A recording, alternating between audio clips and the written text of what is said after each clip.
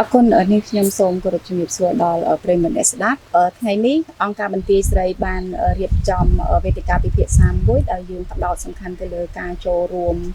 របស់ស្ត្រីនិងកុមារីនៅក្នុងការកសាងសន្តិភាពក៏ដូចជាការជំរុញការចូលរួមក៏ដូចជាសមភាព gender នៅក្នុងសហគមន៍របស់យើងហើយថ្ងៃនេះយើងមានវាគ្មិនពីររូបដែលលោកមានវត្តមាននៅទីនេះហើយចាសូមគោរពជំរាបសួរបងចាជំរាបសួរបងហើយចានេះខ្ញុំគិតថាសូមបងជួយណែនាំខ្លួនបន្តិចណាបងចាបាទជំរាបសួរទូរទស្សនិកជនទាំងអស់គ្នាហើយខ្ញុំបាទឈ្មោះសាយសុគិរីជា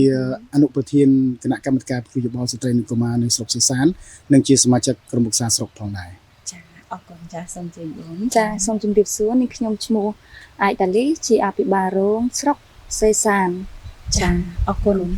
ដូចដែលបានជំរាបជូនកម្មវិធីរបស់យើងតកតងការពិភាក្សាយើងនៅថ្ងៃនេះគឺពាក់ព័ន្ធជាមួយនឹងការជំរុញការចូលរួមរបស់ស្ត្រីនិងក្មេងស្រី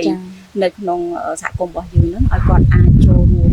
ធ្វើម៉េចជំរុញឲ្យមានសមភាព gender ក៏ដូចជាការចូលរួមកសាងសន្តិភាពនៅក្នុងសហគមន៍ទាំងមូលអញ្ចឹងបទពិសោធន៍របស់បងទាំងពីរពិតជាមានសារៈសំខាន់សម្រាប់បងប្អូនអ្នកស្ដាប់នៅកម្មវិធីរបស់យើងហើយសូមជម្រាបជូនផងដែរថាកម្មវិធីដែលបន្ទាយស្រីអង្គការបន្ទាយស្រីបានរៀបចំនេះគឺយើងបានទទួលការគាំទ្រពីមូលនិធិអាស៊ីពីអង្គការមូលនិធិអាស៊ីតាមរយៈគម្រោង Amplify ហើយយើងបានធ្វើការពិភាក្សាពីមួយវគ្គមុនហើយជាមួយនឹងក្រុមយុវជនក្រុមស្ត្រីនៅក្នុងសហគមន៍របស់យើងនៅក្នុងទីតាំងនៅខេត្តស្ទឹងត្រែងនៅក្នុងស្រុកសេសាននេះហើយថ្ងៃនេះដែរក៏ចង់ភ្ជាប់ជាមួយនឹងបងទាំងពីរដោយសារបងទាំងពីរនៅក្នុងតួនាទីជាថ្នាក់ដឹកនាំហើយចង់ស្ដាប់ឮអំពីអីដែលខាងបងបានចូលរួមនៅក្នុងការជំរុញចលនារបស់សហគមន៍ធ្វើម៉េចឲ្យមានសមភាព gender និងការកសាងសន្តិភាពនៅក្នុងសង្គមនេះផងដែរចាអញ្ចឹងជាដំបូងបងអូនចង់ស្ដាប់លឺបន្តិចមើលថាតើពីខាងបងទាំងពីរចំពោះការចូលរួមរបស់ស្ត្រីនិងស្ត្រីក៏ដូចជាយុវជនឬក៏កុមារឬក៏ស្ត្រីវ័យក្មេងវាសំខាន់ទេនៅក្នុងការជំរុញឲ្យមានសមភាព gender កើតឡើងនៅក្នុងសង្គមរបស់យើងចាអាចសូមពីបងមុនចាបាទវាសារៈសំខាន់ណាស់យើងនិយាយភាសាថាសន្តិភាពមិនមែនអ្នកខ្លះគឺថាសន្តិភាពតើវត្តមាននៃសង្គ្រាមទៅគេហៅថាសន្តិភាពអញ្ចឹងចាអវត្តមាននៃសង្គ្រាមអវត្តមានទៅមានសន្តិភាពអញ្ចឹងប៉ុន្តែយើងត្រូវគិតថាអ្វីដែលបង្កើតឲ្យមានសង្គ្រាមគិតទៅវិញថាអ្វីដែលបង្កើតមានសង្គ្រាមហើយសង្គ្រាមហ្នឹងខ្ញុំអត់និយាយសង្គ្រាមច្រើនទេយើងនិយាយតែសង្គ្រាមប្រដាប់អាវុធចាអញ្ចឹងសង្គ្រាមប្រដាប់អាវុធនេះគឺមានពីរមួយគឺសង្គ្រាមប្រទេសជិតខាងដណ្ដើមយើងហើយផ្ទៃក្នុងរបស់យើងចាហើយសង្គ្រាមដែលកើតឡើងគឺវាមិនមែនកើតឡើងដោយឯងទេវាកើតឡើងរវាងមនុស្សដែលមិនពេញចិត្តនឹងមនុស្សការដណ្ដើមអំណាចការមិនពេញចិត្តនឹងការងារសង្គមការមិនពេញចិត្តនឹងអ្វីមួយបង្កជាក្រុមដើម្បីឲ្យคล้ายទៅជាសង្គ្រាមចាអញ្ចឹងវាឡើងមានសន្តិភាពចាបាទនេះជាចំណុចសំខាន់ហើយហេតុអីបានថាស្ត្រីកុមារហើយយុវជនយុវតីរបស់យើងមានសារៈសំខាន់ក្នុងការកសាងសន្តិភាពយើងត្រឡប់មកវិញពីសារបានអញ្ចឹងមានន័យថាសារៈសំខាន់បំផុតគឺស្ត្រីគឺជាអ្នកដឹកនាំនៅក្នុងគ្រួសារមួយបើសិនបើយើងគិតថាទំពាំងស្នងឫស្សីមានន័យថាវាបន្តទៅមុខទៀតចាអញ្ចឹងបើសិនជាស្ត្រីដឹកនាំគ្រួសារខ្លួនឯងមិនបានល្អប្រសើរមិនបានដឹកនាំសង្គមខ្លួនឯងបានល្អប្រសើរនោះទៅមុខទៅយើងនឹងមានបញ្ហាច្រើននេះហើយខ្ញុំគិតថាពួកគាត់មានសារៈសំខាន់ខ្លាំងសម្រាប់ប្រទេសជាតិយើងគិតឃើញថាខ្ញុំសូមនិយាយធំទៅចាបងសូមនិយាយធំដូចជាប្រទេសមិនមែនប្រទេសបុគ្គលដែលធ្វើឲ្យពិភពលោកសឹងតែហិនហោចដូចជា Hitler អ្នកទាំងអស់នេះស្គាល់ Hitler តាមពិតគាត់ជាកសិករទេប៉ុន្តែការវ័យកុមារភាពរបស់គាត់ដោយសារគ្រួសារនិងសង្គមមិនបានល្អប្រសើរទើបធ្វើឲ្យខ្លួនគាត់ខ្លាចជាមនុស្សដ៏កាយសាហាវប្រើអំណាចផ្ដាច់ការអញ្ចឹងឫសគល់នៃសង្គ្រាមគឺកើតឡើងដោយសារសង្គមចា៎ហើយកើតឡើងដោយសារគ្រួសាររបស់គាត់អញ្ចឹងវាផ្ដើមចេញពីគ្រួសារចា៎អញ្ចឹងអ្នកណាជាអ្នកដឹកនាំគ្រួសារភាគច្រើនគឺជាស្ត្រីបាទអ នឹងខ្ញុំចូលរួមមិនដឹងអញ្ចឹងមិនថាពួកគាត់មានសារៈសំខាន់ណាស់ ចាគាត់ក៏ជាមានសារៈសំខាន់ណាស់បងចាអរគុណបងស្រីបងមានអីចង់បន្ថែមពីលើអីដែលបងប្រុសគាត់បានលើកឡើងទេតើមានសារៈសំខាន់ទេเนาะសម្រាប់បងគាត់ជឿជាក់ថាមានសារៈសំខាន់ណាស់ដោយសារតែស្ត្រីនៅក្នុងគ្រួសារគឺគាត់ដើរតួនាទីជាអ្នកអាចនិយាយបានថាជាអ្នកអប់រំអប់រំគ្រួសារដំបូងទូមានព្រានបដៅចាចុះសម្រាប់បងមានអីចង់បន្ថែមមានសុំចូលរួមទេចាចំពោះស្ត្រីការចូលរួមរបស់ស្ត្រីនិងកុមារក្មេងស្រីគឺមានសារៈសំខាន់ក្នុងការជំរុញសមត្ថភាព gender និងការកសាងសន្តិភាពប្រកបដោយជីវភាពនៅស្ត្រីនៅក្នុងការដើរតួសំខាន់ក្នុងការដឹកនាំចាហើយក្នុងវិស័យសង្គមស៊ីវិល័យចាស្ត្រីជួយដោះស្រាយបញ្ហាចំនួនហើយនឹងការបញ្ជ្រាបទស្សនៈ gender នៅក្នុងនយោបាយចាហើយក៏មានស្ត្រីភាគច្រើនដែលចូលរួមជាកម្លាំងវិស័យការងារដែលបានជំរុញនឹងការក្នុងការសម្រេចកិច្ចការណាមួយដែលស្ត្រីអាចធ្វើទៅបានចាហើយនឹងការជួយការលើកកម្ពស់ការកាត់បន្ថយអំពើហិង្សានៅក្នុងគ្រួសារហើយនៅក្នុងសហគមន៍ចាកូនមានតែប៉ុណ្្នឹងចាអរគុណច្រើនអញ្ចឹងស្ដាប់មើលអីដែលបងលើកឡើងស្ត្រីគឺគាត់បានចូលរួមបន្ថែមពីការដែលគាត់ជាអ្នកអប់រំនៅក្នុងគ្រួសារក៏ចូលរួមនៅក្នុងវិស័យការងារចាដែរចុះបងបើសិនជាយើងមើលពីស្ថានភាពបច្ចុប្បន្នវិញតាមអីដែលបងមើលឃើញថាតើមានការប្រែប្រួលទេតកតងទៅនឹងការចូលរួមរបស់ស្ត្រីឬក៏ក្មេងស្រីក្នុងដំណើរការអភិវឌ្ឍខ្លួនឯងបាទសម្រាប់ខ្ញុំវិញដោយសារតែខ្ញុំបានធ្វើការងារជាមួយការងារស្ត្រីការងារ gender នេះរយៈពេលជា20ឆ្នាំហើយមកដល់ពេលនេះឃើញថាក្នុងជួររដ្ឋាភិបាលមានស្ត្រីប្រហែលជា 42% ហើយដែលបានចូលក្នុងទូទីតាមរយៈការអនុវត្តកំណែទម្រង់របស់រដ្ឋាភិបាលហើយពួកគាត់បានចូលរួមក្នុងការអនុវត្តបានច្រើនបាទហើយមានការប្រែប្រួលខ្លាំងទាំងនៅតាំងពីថ្នាក់ក្រោមជាតិរហូតដល់ថ្នាក់ជាតិចា៎បាទបងអាចលើកជាឧទាហរណ៍តកតងទៅនឹងការប្រែប្រួលនឹងបាទពាក់ព័ន្ធមិញមានចំនួនហើយបាទទាំង 42% បាទហើយយើងគិតមើលថាក្នុងជាក់ស្ដែងដូចជាក្នុងជួររដ្ឋាភិបាលបានន័យថាគាត់បានលើកកម្ពស់ស្ត្រីឲ្យក្នុងជាថ្នាក់ដឹកនាំដូចក្នុងជួរថ្នាក់ភូមិបាទថ្នាក់ភូមិគាត់មានតែមេភូមិក៏មានអនុភូមិលេខាភូមិពិសេសជាងគេរដ្ឋាភិបាលបានកំណែតម្រង់ឲ្យលេខាភូមិគឺជាស្ត្រីតែម្ដងបាទគឺកំណត់តែម្ដងហើយក្នុងជួរក្រុមឧស្សាហឃុំក៏ត្រូវមានស្ត្រីហើយក្នុងជួរគណៈអភិបាលក៏យ៉ាងតិចម្នាក់យ៉ាងតិចណាក្រុងស្រុកខ្លះអាចដល់2ឬ3ក៏មានបាទហើយបន្ថែមបណ្ដោះសំបីតែប្រធានអនុប្រធានមន្ត្រីក៏មានស្ត្រីដែរពេលខ្លះប្រធានមន្ត្រីខ្លះក៏ជាស្ត្រីបាទរហូតដល់ថ្នាក់ជាតិសពថ្ងៃនេះក៏ប្រធានរដ្ឋសភារបស់យើងក៏ជាស្ត្រីបាទវាជាការផ្លាស់ប្ដូរដ៏ធំមួយណាហើយពិសេសទៀតពាក់ព័ន្ធជាមួយនឹងអង្គការសង្គមស៊ីវិលមួយចំនួនភាគច្រើនគឺជាស្ត្រីព្រោះដោយសារស្ត្រីគាត់ងាយស្រួលសម្របសម្រួលបាទងាយស្រួលគាត់សម្របសម្រួលងាយស្រួលច្រើនជាងបាទអញ្ចឹងពេលដែលចុះដល់មូលដ្ឋានធ្វើការជាមួយអាជ្ញាធរគឺមានទំនុកចិត្តច្រើនហើយជឿជាក់ដោយសារស្ត្រីនិយាយហើយគឺភាគច្រើនគឺច្រើនអនុវត្តបានល្អប្រសើរជាងបាទមានការទទួលខុសបាទមានការទទួលទៅពោះបាទចា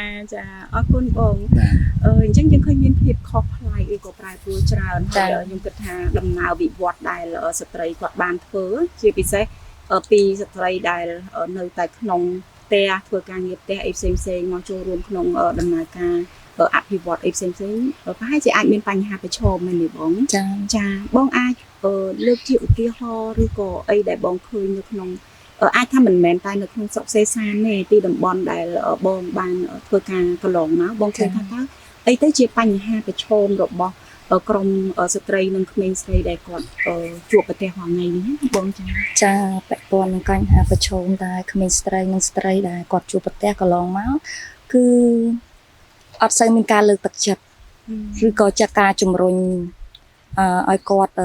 ធ្វើការងារណាមួយដែលគាត់ ស្រឡាញ់ចូលចិត្តអញ្ចឹងយើងអត់សូវមានការជំរុញពីអ្នកផ្ទះពិសេសជាអាណាព្យាបាលចាហើយពាក់ព័ន្ធនឹងសហគមន៍អ្នកខ្លះទៅយើងគិតថាការងារដែលយើងកំពុងតែចង់ធ្វើស្រាប់តែថាយើងគិតថាការងារមួយនេះនៅក្នុងសហគមន៍គឺអត់សូវមានការគ្រប់គ្រងច្រើនទេអញ្ចឹងមានតែយើងជាខ្លួនឯងជំនះ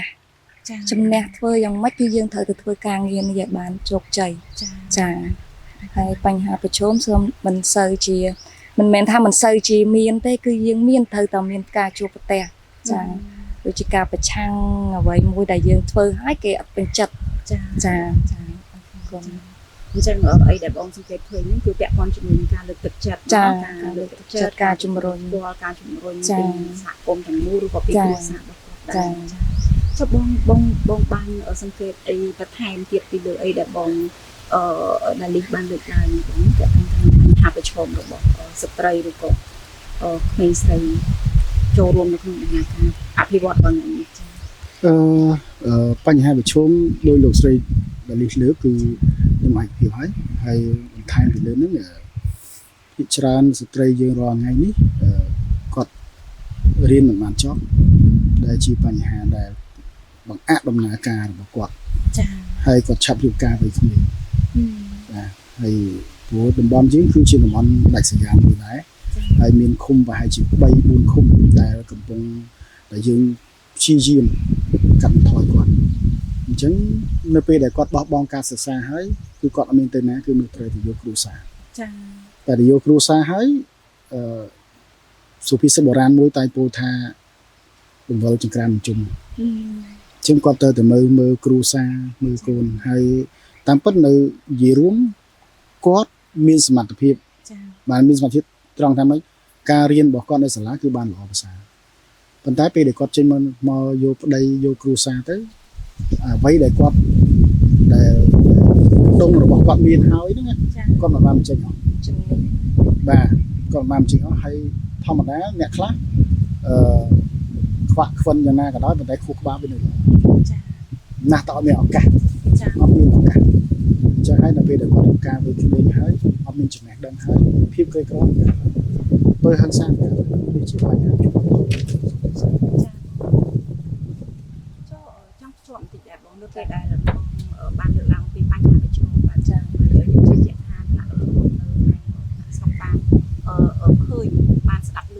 ហើយខ្លួនខ្ញុំនៅពេលដែលខ្ញុំធ្វើការជាមួយនឹងគ្រូជំនួយក្នុងតំបន់គោលដៅហ្នឹងក៏គាត់បានលើកឡើងពីចំណុចនេះដែរអញ្ចឹងចង់ដឹងថាតើយន្តការដែលខាងស្រុកកំពុងតែរៀបចំដើម្បីចូលរួមដោះស្រាយបញ្ហាហ្នឹងតើយើងបានធ្វើអីទៅក៏មានបំណងបាទអរគុណណាស់នេះល្អតាមពិតយើងបានរៀបចំកម្មវិធីនយោបាយឆ្នាំរៀងរាល់ឆ្នាំឃុំក៏ដូចគ្នាដែរហើយក៏មានផែនការសកម្មភាពច្រើនដើម្បីជួយពាក់ព័ន្ធនឹងស្ត្រីហើយ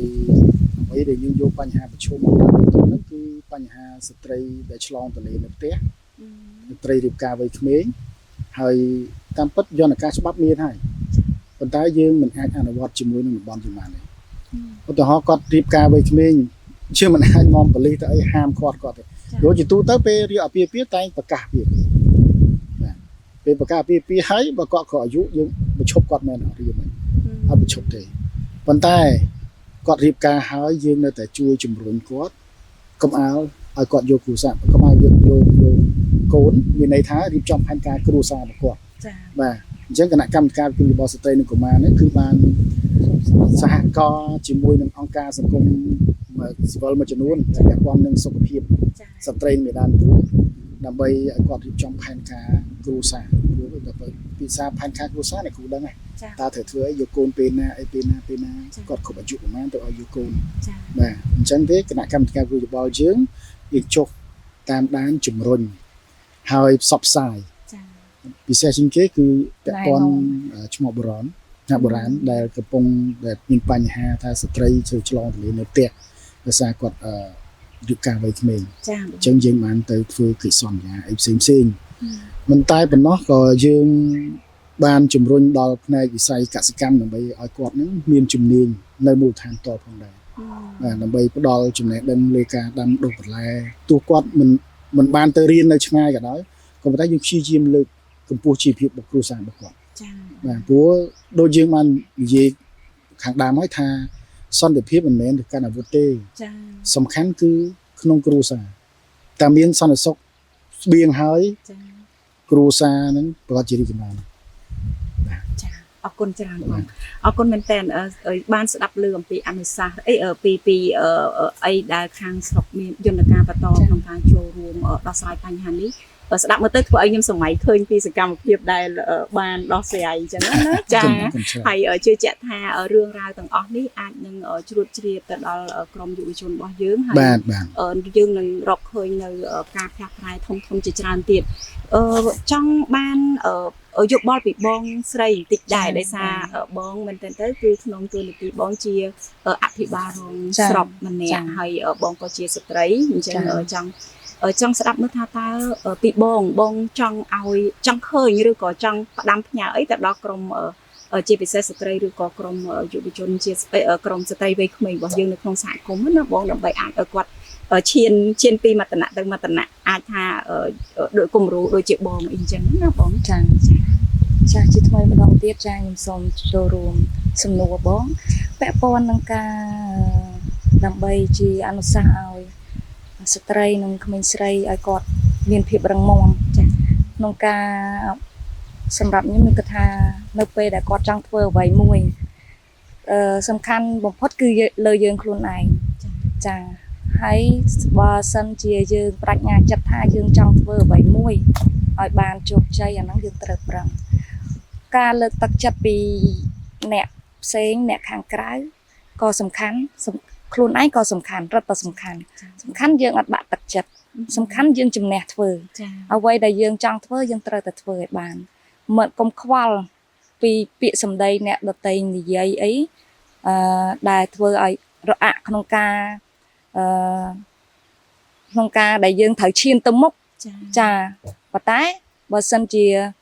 បើយើងចង់ឈានហើយយើងត្រូវតែឈានប៉ុន្តែមិនមែនចេះតែឈានទេណាតែយើងត្រូវសង្កេតមើលពិនិត្យមើលក្នុងចំណុចនឹងដែរថាជំហានមួយហ្នឹងយើងដើរត្រូវឬមួយក៏ខុសតើយើងគួរដើរឬមួយក៏អត់ហើយអ្នកនៅជុំវិញយើងគ្រប់គ្រងឬមួយក៏អត់បើសិនជាយើងថាជំនះដែរតែជំនះទៅមុខដែលអត់ដឹងថាខាងមុខហ្នឹងមានអីក៏អត់កើតដែរប៉ុន្តែយើងត្រូវងាកមើលថាជុំវិញការផ្ដល់យោបល់នឹងខ្លួនឯងទើបយើងអាចទៅមុខរួចចាទើបយើងអាចជោគជ័យនៅគោលដៅមួយដែលយើងចង់បានចាអរគុណច្រើនបងអរគុណមែនទែនសម្រាប់អនុសាសន៍ហើយក៏ជឿជាក់ថានឹងថ្លៃទៅជាសារមួយដើម្បីជំរុញទឹកចិត្តទៅដល់ក្រមយុវជនរបស់យើងដែរចាអរគុណជាចុងក្រោយចង់បានអនុសាសន៍ពីបងដែលជាអនុប្រធានគណៈកម្មាធិការពិគ្រោះយោបល់ស្ត្រីនិងពុកម៉ែថាតើពីបងទៅមានអនុសាសន៍អីជាពិសេសទៅដល់សហគមន៍របស់យើងទាំងមូលតែម្ដងចាដើម្បីជំរុញឲ្យក្រមយុវជនឬក៏ស្ត្រីនឹងបានចូលរួមកាន់តែច្រើនក្នុងដំណើរការដែលយើងកំពុងតែធ្វើទាំងអស់គ្នានេះព្រោះអីដែលយើងធ្វើនេះគឺដើម្បីសុខសន្តិភាពដើម្បីសមភាព gender និងបរិយាបន្នសម្រាប់សហគមន៍របស់យើងណាបងចាសូមអរគុណណាស់ជាចុងក្រោយពាក់ព័ន្ធជាមួយការងារសន្តិភាពនេះមិនមែនតែសម្រាប់ប្រទេសជាតិទេគឺសម្រាប់ទាំងយើងផ្ទាល់ខ្លួនឯងផងគ្រួសារនិងសហគមន៍របស់យើងអញ្ចឹងពាក្យសន្តិភាពនិយាយស្រួលក៏តែពិបាកធ្វើចាបងប្អូនទាំងអស់គ្នាត្រូវទទួលស្គាល់ថាប្រទេសនៅលើពិភពលោកនេះគឺត្រូវការសន្តិភាពប៉ុន្តែមានប្រទេសតែប្រមាណទេដែលមានសន្តិភាពរាប់រយឆ្នាំការដែលមានសន្តិភាពរាប់រយឆ្នាំនេះគេមិនមែនភ័ព្វព្រេងវាសនាទេគឺជាការកសាងឡើងអញ្ចឹងទេប្រសិនបើយើងមិនចាប់ផ្ដើមពីទាំងអស់គ្នាទេនោះប្រទេសយើងមិនអាចមានដល់រាប់រយឆ្នាំទេអញ្ចឹងត្រូវតែចាប់ពីយើងផ្ទាល់ខ្លួនផងគ្រួសារហើយនិងសហគមន៍ប៉ុន្តែសម្រាប់ស្ត្រីឬក៏យុវវ័យមិនថាយុវវ័យយុវជនទេទីមួយត្រូវឲ្យខ្លួនឯងរឹងមាំសំខាន់គឺអាជីពការងារអញ្ចឹងមុននឹងឲ្យខ្លួនយើង មានទំនុកចិត្តលើខ្លួនយើងខ្ញុំសូមជូនរូបមន្តមួយគឺរូបមន្តទំនុកចិត្តនិងការប្រកបរបរដោយចីរភាពទីមួយត្រូវឧស្សាហ៍ព្យាយាមឧស្សាហ៍ព្យាយាមវិជ្ជមានណាអត់មែនព្យាយាមអត់អវិជ្ជមានព្យាយាមណាខ្ញុំព្យាយាមលេងបៀផឹកស្រាដើរលេងអរ៉ៃគឺព្យាយាមឧស្សាហ៍ព្យាយាមទី2យកចិត្តទុកដាក់ធ្វើអ្វីត្រូវយកចិត្តទុកដាក់ផ្ចង់ណាយកចិត្តទុកដាក់ឯទី3គឺទៅទទួលខុសត្រូវធ្វើអ្វីក៏ដោយតែត្រូវមានការទទួលខុសត្រូវមិនមែនធ្វើឲ្យចោលសម្ភារៈផ្ដេសផ្ដាស់អត់ទេទី4ត្រូវចេះសន្សំសំចៃពេលវេលាមិនថាមាសប្រាក់ឬទ្រព្យសម្បត្តិទេត្រូវចេះសន្សំសំចៃទី5ត្រូវស្មោះត្រង់បើបងប្អូនទៅធ្វើការងារកន្លែងណាបើបងប្អូនស្មោះត្រង់ចេញពីតកែមួយទៅតកែមួយគេទាំងទទួលបងប្អូនជានិច្ចភាពស្មោះត្រង់នេះគឺល្អណាស់មានន័យថាបងប្អូនធ្វើការងារកន្លែងណាក៏គេនៅតែទទួលបងប្អូនដែរចុងក្រោយគេគឺទី6ត្រូវទី6គឺត្រូវរៀនសូត្រមួយជីវិតហេតុអីត្រូវរៀនសូត្រមួយជីវិតពីព្រោះពីសង្គមមួយទៅសង្គមមួយគឺមានការប្រែប្រួលអញ្ចឹងដើម្បីដើរតាមទាន់សង្គមយើងត្រូវរៀនកុំថាយើងចេះហើយអត់ទេនៅតែរៀនបន្ត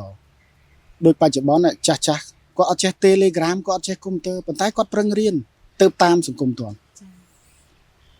នេះធាតុទាំង6នេះធ្វើឲ្យបងអូនមានទំនុកចិត្តលើខ្លួនឯងហើយនឹងប្រកបរបរប្រកបដោយចីរភាពពេលដែលបងអូនមានធាតុទាំងអស់នេះហើយនោះបងអូននឹងអាចគ្រប់គ្រងគ្រួសារដឹកនាំគ្រួសារដឹកនាំសហគមន៍របស់បងប្អូន